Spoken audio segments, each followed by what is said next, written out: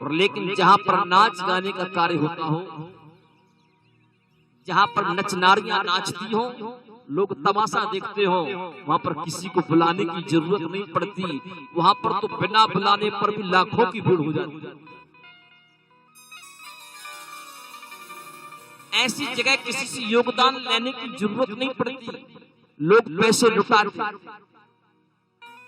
बाप बेटा से नहीं पूछता, बेटा बाप से नहीं पूछता। लेकिन जहां पर कथा होती हो, यज्ञ होती हो, बेटा कहेगा पिताजी घर पर नहीं, अभी हम पावती नहीं निकाल सकते। पिताजी कहेंगे हमारे पास है ही क्या, हमने सब बच्चों को सौंप दिया, सब कुछ उन्हीं के पास है, वो जाने उनकी लीला जाने। पिता बेटे के सर पर रख देता, बेटा पिता के सर पर रख देता। अब ज्यादा बेशरम हो तो बार बार चले जाओ, और इज्जतदार के लिए आप होगे तो सोचोगे चलो क्या जाना। ये धर्म की स्थिति है कलिकाल।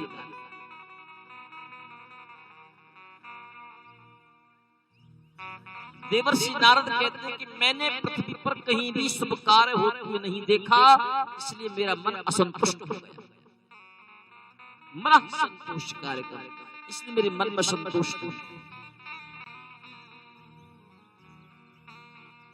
और तो और मैंने एक दृश्य और देखा। बोले क्या देखा? बोले कलिना धर्म मित्रेणा धरय्य बाधिताधुना। जो कलियुग का मित्र है, बोले वो अधर्म है। जहां पर धर्म का कार्य हो, वहां पर लोग उसको मिटाने को तो आ जाते हैं, लेकिन उसको संवारने के नहीं आते।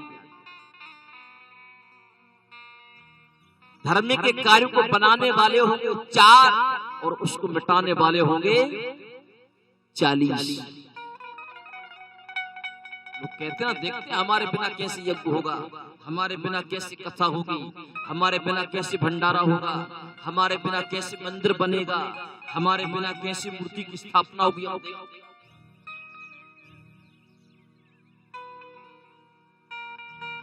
क्योंकि कलयुग का जो मित्र है ये अधर्म है। झूठ बोलने वाले लोग दुनिया को प्रिय लगे, और सत्य बोलने वाला व्यक्ति हर व्यक्ति के दिल को चुभे। देवर्षि नारद कहते हैं कि मेरे मन को कहीं भी शांति नहीं मिली। और तो और मैंने पृथ्वी की यात्रा में एक दृश्य और देखा। तरुणी प्रभुता गेहे श्याल को बुद्धिदायक। घर में परिवार में वृद्ध जनों का कोई सम्मान नहीं होता। जो युवा लोग हैं ना, वो सब अपनी अपनी चलाते हैं। एक पिता को समझने में व्यक्ति को 60 वर्ष लग जाते हैं।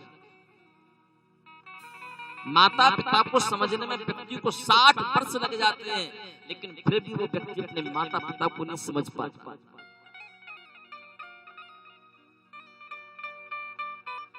जब वो बालक अपने माता पिता की गोद में होता है तो उसको दुनिया अच्छी नहीं लगती। यदि कोई पड़ोसी व्यक्ति आपको अपनी गोद में उठा करके रखेगा और उस समय यदि उसकी माँ और उसके पिता आ गए तो 1000 लोगों के बीच में से अपने माता पिता की गोद में आ जाएगा। लेकिन जब वही बालक धीरे धीरे बड़ा होने लगता है तो माँ से कहता है, जब पिताजी घर में नहीं रहते तब हमको अच्छा लगता है, पिताजी घर में आ जाते हैं तो हमको डर लगता है।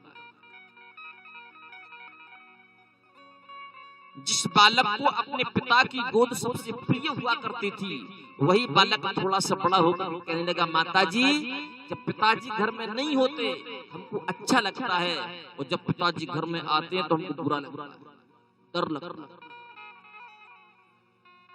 पिता मन में सोचता, चलो अच्छा हुआ मेरा बेटा कम से कम मुझसे डर तो रहा है। बालक धीरे धीरे थोड़ा सा बड़ा और स्कूल पढ़ने के लिए जाने लगा।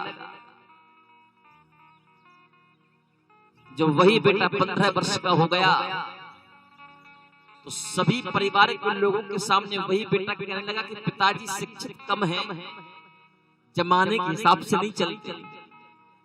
जमाना क्या कहता है और पिताजी क्या कहते हैं।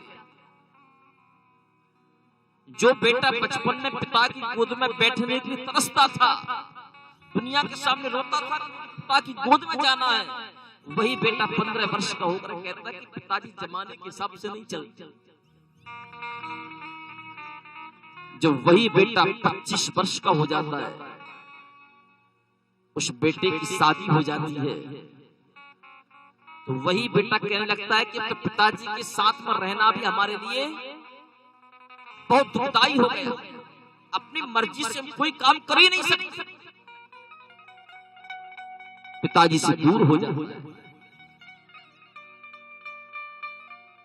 एकांत में जाकर के पिता रोने लगता है कि जिस बेटे को मैंने गोद में खिलाया था और आज वही बेटा मुझसे कहता है कि मुझे पिताजी के साथ में रहना अच्छा नहीं लगता, मुझे दूर रहना है। पिताजी में अक्ल नहीं है, जमाने के हिसाब से पिताजी धन खर्च नहीं करना चाहते।